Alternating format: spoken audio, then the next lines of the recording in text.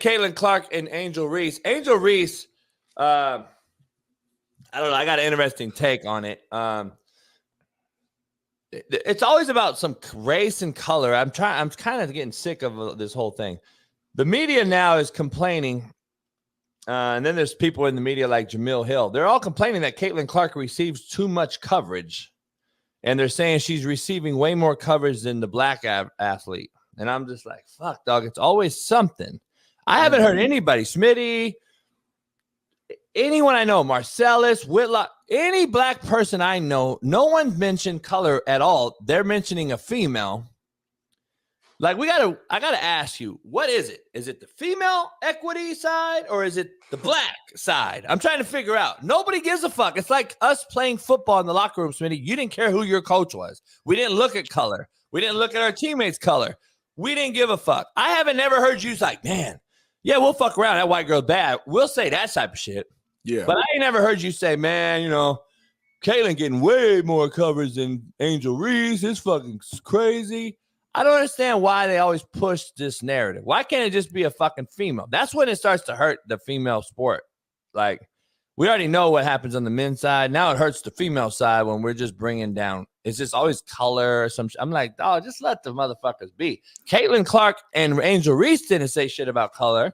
Right. I'm trying to figure out why your motherfucking ass is so worried about it. Well, I think it got brought up initially because, and we mentioned on this show, I think yesterday, that that whole write-up, that article, you know what I'm saying, that was written up. There was two of them. There was the Washington Post one, I think, and then the LA Times. But the LA Times one specifically, if you like read through it, like it's just some weird lines in there. It's like, do you prefer milk and cookies or you want the Frank's red hot sauce? Or you want it's just some weird like if we keeping it 1,000, like, all right, like it was some race elements within that write-up, you know what I'm saying, as well. So it's not, I don't think it's just coming from left field. It's not people just making it up. I think there has been elements, stuff like that, where for whatever reason this kind of became a little bit of a race thing. You got the Iowa, you got the Sweetheart, and it's a mostly predominantly white team. Let's keep it real. And then you got LSU. They play with their energy and their emotion. It's a predominantly black team. So I just think anytime those things happen, like people just naturally, like you can't ignore what you see. You can't ignore the skin tone. Now, again, us being in the locker room, we don't give a fuck because we just trying to go out there. We got the same goal. Let's go win this game. Let's go win the championship. Let's go whatever. So we don't care. But from a visual fan standpoint, you see what you see, and I do think those things get brought up. Now, to go back to your original actual point on this topic, I didn't care about, Caitlin gets the most coverage because she's the best player in the country. That's just white, black, orange, blue, green, whatever. She gets the most because she's the best. She's not carrying the sport by herself, but she's carrying the heaviest package or whatever, you know, for the women's college basketball because she's the way she's playing. Angel Reese gets a ton of coverage. Flage gets a ton of coverage, but Caitlin's going to get the most because she's the best. She's earned the most. And yeah, I agree with Jay Earn in the chat. This is the issue I have. First of all, it's not about LSU and Iowa. You don't ever hear about LSU and Iowa. You hear about Caitlin Clark and Angel Reese. And the media has made this a black-white thing. No one else has given a shit, and no one else has brought it up ever. They bring up women's basketball on an all-time high. Caitlin Clark's the face of it. She's even has her own FanDuel segment to bet. Has really? A Caitlin Clark segment, which is unheard of, right? Listen, you push the narrative all you want with this Caitlin Clark thing. I don't really watch women's basketball other than if Ole Miss is playing USC or UCLA. If they're on in a tournament, I'll turn it on because I'm blessed to have enough TVs on in my house to do multiple things. I'll have it on. But like, I just got to be honest, like Caitlin Clark and the Angel Reese narrative has been pushed by the media, and then it becomes a race thing. Jamil Hill, and former ESPN analyst, cover person, now has went straight to like go against everyone else, and now everyone else tries to go at her for doing it. Like, it's a back and forth media race thing between different people. It's like, dog, it's getting to be old. Like, goddamn, just let the motherfuckers play. I don't get it. What I do get is, though, like last year, Angel Reese did the whole deal. She talked that shit. Everyone thought they had beef. They came out before this game. We don't have no beef. It's all good love, right? That's just sports, right? Whatever. And no one bashed Caitlin Clark during this year on this run because she'd been talking big shit. No one said she was classless. No one said any of that. Right. But I want to break down Angel Reese last night. If she was not asked by a reporter what her and Caitlin talked about, she would not have paid that girl any homage, which I find alarming. She was asked what you had to say, and it was really quick. Her comments were really quick. I had to look them up before the show to make sure I didn't talk on my ass. Really, really quick comments after she was asked. But she, to me, I would have been like Mulkey was like, hey, they got us. Caitlin Clark's a generational talent in this generation of women, blah, blah, blah. She took it to us, 41 points, whatever, blah, blah, blah. Oh, girl didn't say shit. She started her show, her presser off. It gives me the Shadur Sanders shit, dog. This generation, this kid is killing me with the fact that they're victims in everything. Like Shadur came from the mud and I had to get what? And now this girl, Angel Reese, plays a victim as how bad her life has been all year long. I don't really get to speak out on things just because I just try to ignore and I just try to stand strong. Like, I've been through so much. I've seen so much. I've been attacked so many times. Death threats. I've been sexualized. I've been threatened. I've been so many things, and I've stood strong every single time.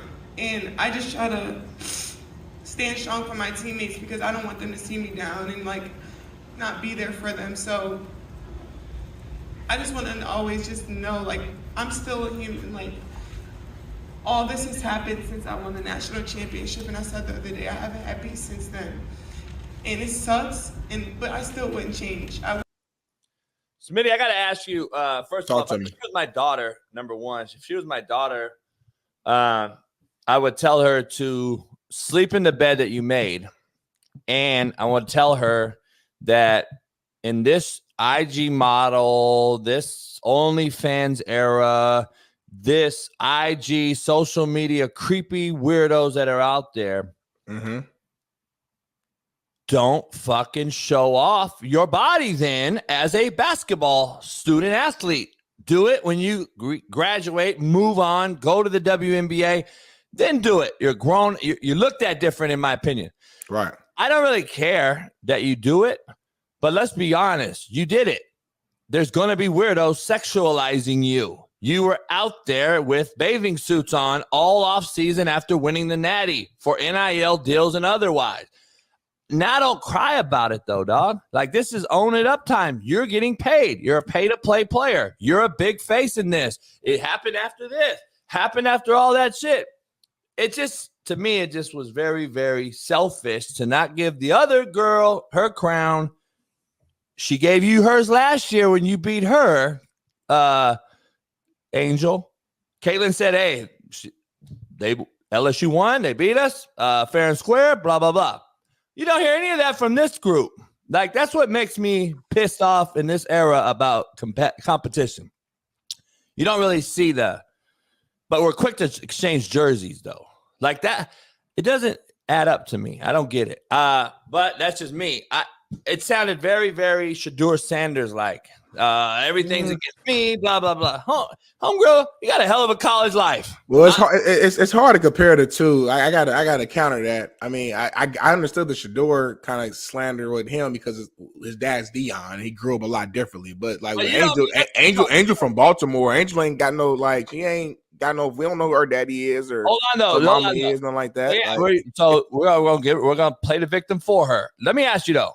You don't think Caitlin Clark has the same shit happening to her? Because she's literally had the same shit happen to her. See, that's what, and you and I are going to make it race, but let's be honest. Caitlin Clark has the same death threats. She's had the same fucking judgmental people like myself and everybody else talking shit about her too. So I'm trying to figure out why is she get a pass, she don't. I'm trying to figure out. I'm not saying nobody gets a pass. I know you're not. I'm saying that Angel Reese it's the end of the season. Our season just ended. She hasn't really spoke up. Really, She had a few comments, but she ain't never really like emotionally went to this level throughout the season. And I think it's because she's been trying to just stay locked in because they're still playing. Now the season's over. She's got to make a decision. She's gonna come back or go to the league. I think she's just kind of speaking on how she's been feeling throughout the season. The season's over now. It's not really a distraction at this point because their season's already over. And she's just being open and honest. Again, I don't know if that was her. You said that was her opening statement. Like there was no leading question to that. She just opened up with that. Cool. She just telling how she feels. Like I mean, I didn't when I listened to that. I didn't listen to that like, oh my God. She has been receiving a lot of backlash, and you can say that she put it on herself because she's competing on the court. But some of the stuff that she's been receiving and getting and called a dirty debutante and all this stuff. Let's be real. All those comments are she's the leader of that team. So when you say make all these comments, it's stemming from Angel Reese. Let's just keep it all the way funky. I hear the same about Caitlin Clark. And that's talking about her. I'm not seeing no art. I mean, pull it up. If you see an article that I'm just saying pull it up. I'm not saying about this whole year. I'm just saying on Instagram, on social media. No, I'm saying pull it up. Social media is gonna be social media, JB. People gonna say that's what Angel Reese is talking about. I'm talking about media. I'm talking about real people who get paid to journal, and it's been multiple articles and multiple like people coming to her from that standpoint. Kayla hasn't been getting into that from real media, not social media. Everybody get everything. I mean, you and I get talked about on social media. I'm talking about real media, people who get paid. Real media. Kayla has been the top of the top. Yeah, but she's been getting praise for the most part. Kayla's been getting praise for the most part, where Angel it's been like 50-50. I've never seen Angel get bashed by either you love Angel or you hate her. I know a lot of people. I mean, I'm at Fox. I know people who don't. She talked too much. She ain't really like that. But I'm saying I haven't seen the media come out on ESPN and bash Angel Reese. When did the media came out and bashed Angel Reese? We're only talking about social media here because that's where all the hate comes from. I haven't seen Angel Reese. I'm talking about articles and stuff too. I'm not talking about just like full blown TV shows of just going in the whole time. I've seen this combination of social media, it's a combination of reading articles. It's a sprinkle a little bit of TV shows as well. People going at her. I'm not saying it's been 100% praise. Nothing is ever 100% or the opposite. So, but I'm saying when you think about percentages, Angel Reese, these people either love her or hate her. Where Caitlin, she's been receiving mostly love. I'm not saying that because it's because of race. I just think it's because of just their approach to the game. Caitlin talks trash, but it doesn't, like you just said a few minutes ago, for whatever reason, it doesn't get looked at. It's like being too much. It's like I don't know. Maybe she just does it differently. I don't know. But when Angel talk trash stuff, it's like she's being this, she's being that, she's being this, and that's how it's been received. So. Smitty, when we signed up to play sports, we signed up to be fucking criticized. Yes, but some people receive more criticism than others, though. Let's be real. Yeah. That's just what it is. Like, there's always going to be your Allen Iversons at some point. There's always going to be your Rasheed Wallaces. There's always going to be your Draymond Greens. There's always going to be your guys like Dennis Rodman. We're always going to have somebody we talk about more than the other person, period. But let's just be honest. She's made this bed. She wanted this smoke. She did what she's done. Why now are we making it? Why are we defending something? And I don't care either way. So I'm impartial. I don't really care. I don't watch them like that. I don't know anything. I mean, that's kind of how I feel though. Like I'm not even defending her. I'm just more so when I heard that opening statement, it didn't move me in any which direction. It's like, okay, she just telling us. She's telling us how she felt. I took sore loser out of it. If you don't take sore loser out of that, I don't know. Like, why am I talking about my horrible off season when you made a lot of money? You swimsuited this. You did swimsuit shoots. You did all these things that you did. Why now is that such a horrible life? I'm trying to figure that out. Like, it's like talk that shit until it gets hit in your mouth, and then all of a sudden you want everyone to feel sorry for you. That's the generation of these cats. That's Shedeur Sanders. That's Angel Reese. Talk until something happens to you that isn't positive. And then I'm the victim. Everybody feels sorry for me. That's what the fuck these young cats do. I see it every day, Smitty. It ain't just these two girls we're talking about here or Shedeur Sanders. It's a whole generation of these cats. They have not been told no yet by anybody, parents, coaches, administrators. And when they finally are told no by either taking an L in the court or taking an L in life, that's telling them no. oh shit, now I need somebody to feel sorry for me. Now my life was horrible this offseason. You don't even know. I took sexualization. Well, don't wear a fucking half-naked swimsuit, girl. That's one thing she said out the whole list, JB. All right, like that's one thing out of her list. She didn't just say sexualization. That's not the one thing. That's the only thing she said. I was hated. I had death threats. What do you mean? She listed a fucking laundry list of shit. I know. I'm saying you keep leaning on just the sexualization. Okay, she put a bikini on. Okay, don't put a bikini on. Okay, I got you. Put a bikini on, and I don't care about a bikini. All I'm saying is, if it's my daughter and you wore a bikini and did a shoot, they come with the territory. I get you. You did a whole IG story about it and a whole thing. Then own it. Own it. You got money off it. Own it. Don't come out now talking about you're sexualized. No shit. You know the creepy ass people out here. I don't know. I hear you, man. Shout out to Angel Reese. Shout out to the game, though. Are we gonna talk about the game at all, or not really? Because you didn't have a chance to watch it. You can. I didn't really get to see it. I was in traffic. I think it was. I mean, it's arguably been the best game of the tournament, men or women. The energy out there in the court was great from the opening get go. Keynan goes out there and knocks down her first shots to 3, and the crowd erupts, and it's just going back and forth from beginning to end. I mean, to drop 40-something, was it 41 points in a game, and to go to the Final Four against the team that beat you, took you out last year. Like, 12 assists, basically almost a quadruple double. Shout out to Caitlin Clark. It's one of the best performances I've seen, just because of the moment too, and the team you're going against. Even though Iowa was favorites because they're the number 1 seed, but your eyes tell you LSU was a better top to bottom team than Iowa. So she really carried this team in her back, and her teammates stepped to the plate too and helped her out for sure. That's why they got the win. But Keynan just stayed so poised from beginning to end. And again, Angel Reese, first quarter especially, was balling. She literally could not be stopped. She twisted her ankle, like something happened like in the second quarter. She kind of slowed down a little bit, but she even her 17 points, I think 23 rebounds. Big another double to add to her list. Flage dropped 23. Like this was just good basketball. It was physical. It was good coaching, good adjustments. And at the end of the day, Coach Kim Mulkey said this: Iowa had Caitlin Clark, and they didn't. And that was the difference. And I mean, I'm just shout out to those girls for putting on a great performance. And shout out to Caitlin Clark for being the best player in women's basketball at the college level, and one of the best players that we've ever seen at the college level. Hopefully she can finish this thing out. She's going against UConn and Jean and Paige Becker. That's going to be a battle. And I'm excited to see it, man. But shout out to girls basketball, man, for doing the damn thing. It's been a hell of a tournament. Yeah, I don't watch women's basketball like that. I really not in tune to it. I don't really know too much of it. So I'm glad Smitty can help you guys with those information. But here's the thing that I want to dive into. I don't know if it's true or not. That's why I didn't lead the show off with. All at the Padres game, all that was going around was that LSU walked off the court during the national anthem, and Iowa stayed out there. So I've done some deep diving into it to make sure. I don't know what was going on. Kim Mulkey said, because they weren't out there, I haven't seen them walk off. I don't know if anyone did see that. It would be pretty insensitive if they walked off during the national anthem, especially in the time what this country's going through. But that's a whole nother story. I want to hear Kim Mulkey, what she said when asked about it, though. Honestly, I don't even know when the anthem was played. We kind of have a routine where we are on the floor, and then they come off at the 12-minute mark. That's when the anthem. I don't know, and we come in and we do our pregame stuff. I'm sorry. Listen, that's nothing intentionally done. So, look, I don't take Mulkey as that person that would allow that, number one. I've been in the situation when the Kaepernick thing started, and I had a bunch of unruly kids that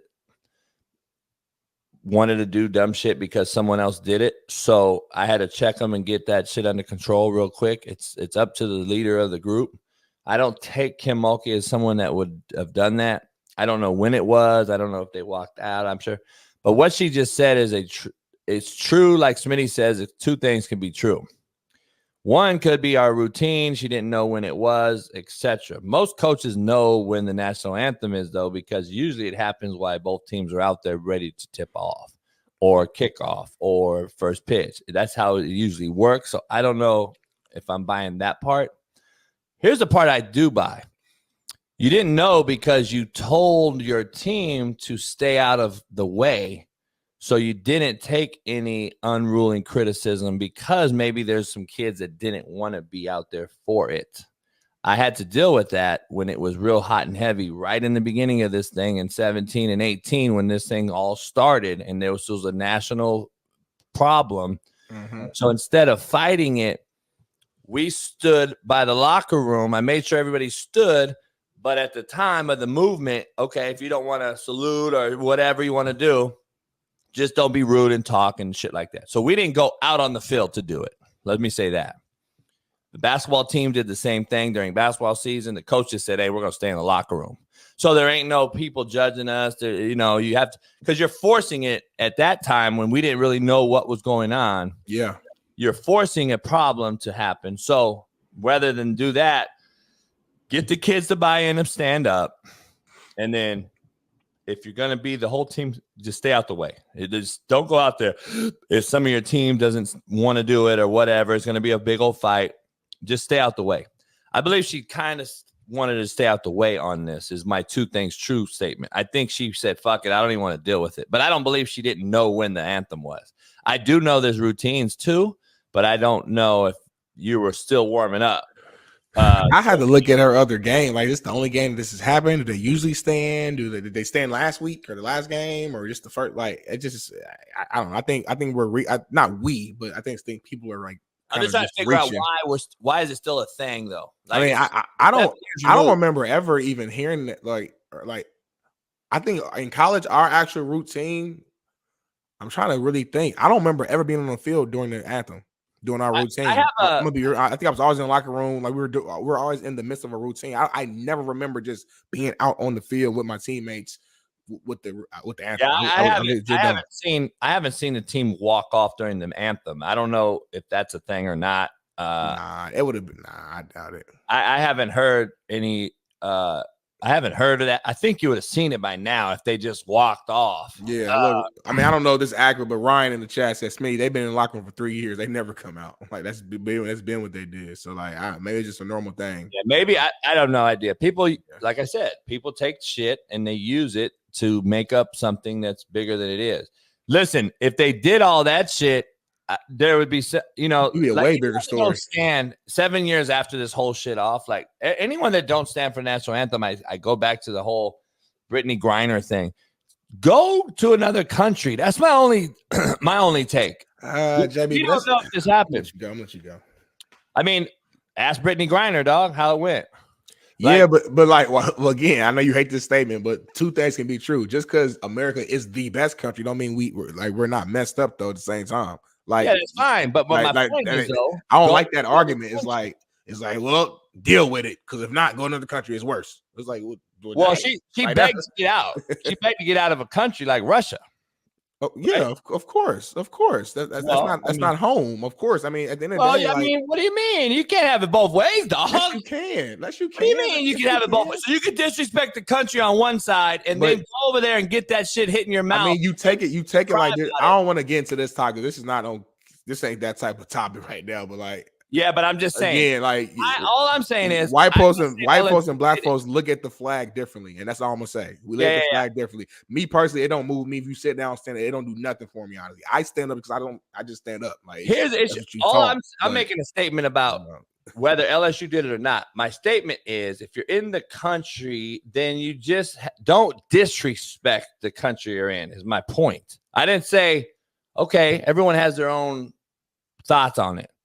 My thing is, like, don't blatantly put it in everyone's face for the people that do respect the country they live in. Brittany Griner is a perfect example because she cried over spilled milk. She went over there and found out it was a lot worse places than here. So she wanted back here, right? I mean, obviously. So, I mean, I don't understand that, though. A motherfucker for her. And she still couldn't say, you know what? Thanks. Like, I don't get that part. Like, good. Have your beliefs. And there may be some truth to some of the shit that we do. A lot of truth. Ain't no maybe. It's a lot of truth. Like, but don't slap it in the face. My opinion is, if you slap it in the face, then you should go find out how those other places are. You really think it's that bad? Go check out these other spots that don't really fuck with you at all. Like, there's other places out there too, homie. Yeah, I guess you're just saying take the lesser of two evils, but like evil is still evil though. Like so I We can talk about this country all the time. So. I can point out wrongdoing where I live at without having to move and go somewhere else. Like I hate that argument, honestly. People say that all the time, you know, oh, you just leave there and go there. It's like, no, it's like why can't we acknowledge that there's some messed up wrongdoings and things in this country and still try to work towards making where we actually live at better? Why do I gotta leave because I complained about something? That don't make sense. That's fine and dandy and true. My thing is like, why are we? But don't slap it in the face. If you don't like it, then okay, make your point, say it, but don't just get out the way but don't like rub it in the face. Or that's what I'm saying.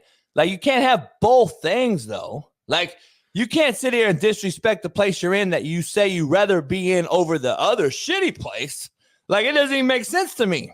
Like, yeah, agree we have some fucked up shit in this place, but it's still better fucked up shit than Syria or wherever the fuck you're gonna go. Like, I'm just saying, like, we got to be honest about this thing. Like, it's fucked up for a lot of different reasons. It's more than just a fucking national anthem, by the way. Like, I mean, it's not even the white man's land to begin with any fucking way. So I don't even want to start. I don't even go there. So like people don't even want to talk about that and have that conversation today. But I'm just saying a lot of people that come out and say dumb, ignorant shit also understand we took that shit. We scalped the motherfucker or got scalped. Like it go both ways. So I'm just saying, I just think it's like, if I went to another country, which happens here all the time, people don't realize people that leave here, go to another country and do dumb shit are very, very dumb. Yeah, not for sure. And Brittany Griner was very fucking dumb for going over there doing shit you couldn't even do in California or Texas. You did it in Russia.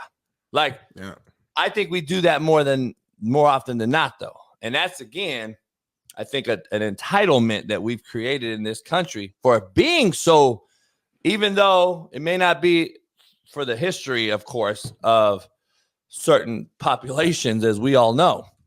But for right now, this is still the freest place on earth. And I think, like, you can't just be like, all right, I'm going to go over here and do this dumb shit. That's not a free country over there, people. Like, just throw that out there.